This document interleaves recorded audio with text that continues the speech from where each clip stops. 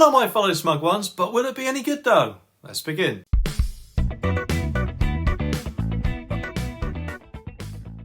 Okay, this story is from Tech Radar and it says Netflix is taking the next step in the rollout of Netflix games in a global launch on Android devices starting November the 3rd, which by the time you've been seeing this, has already happened. Netflix subscribers will be able to start playing a selection of the games on the Netflix mobile app. And at launch, the games will be available only to those playing on Android devices. Netflix says iOS support is on the way though, so although there's no specific date just yet. You know, this kind of reminds me of what Apple has done, except the other way around.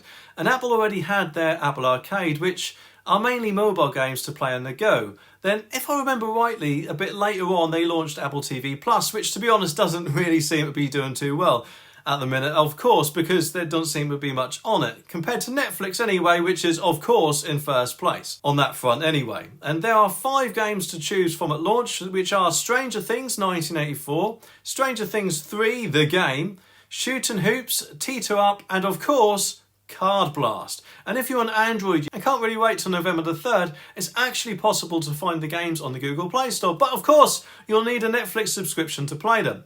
Although obviously the games will have to speak for themselves, won't they? But I think it's quite a good idea that a lot of them will hopefully tie into popular programs on Netflix. And I'm just waiting to see if there'll be some sort of Squid Game game. And that will obviously be quite interesting, of course, won't it? Anyway, in a blog post announcing the global rollout, Netflix explains that a Netflix games is part of the Netflix subscription.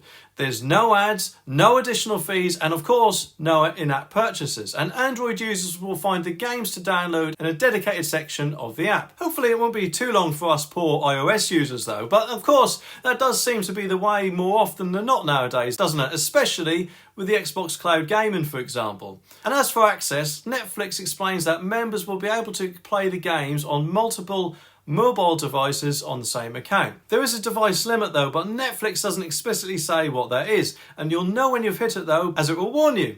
Anyway, where you won't be able to find Netflix games is on kids' profiles, and if you'll set up a PIN to prevent kids from having access to adult profiles.